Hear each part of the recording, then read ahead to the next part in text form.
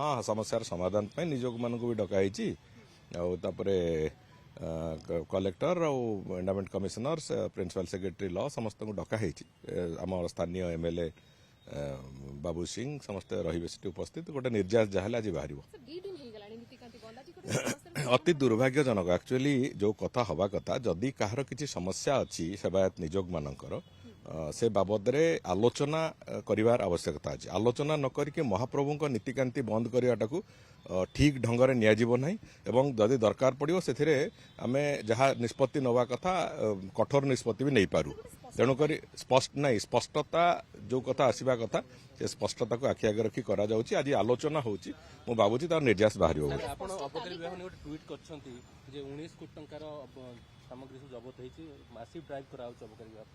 ना देखो जेहेतु नुआ वर्ष थिला नुआ वर्ष को आखि आगे रखी गोटे स्पेशल ड्राइव 15 दिन करने मु कहितिली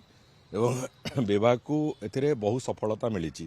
तेणुक 28 तारीख रु 12 तारीख पर्यंत गोटे स्पेशल ड्राइव नुआ वर्ष को आखि आगे रखी करवार एवं से स्पेशल ड्राइव रे अबकारी विभाग बहु सफलता मिली बहु गुड़िए इलीगल मद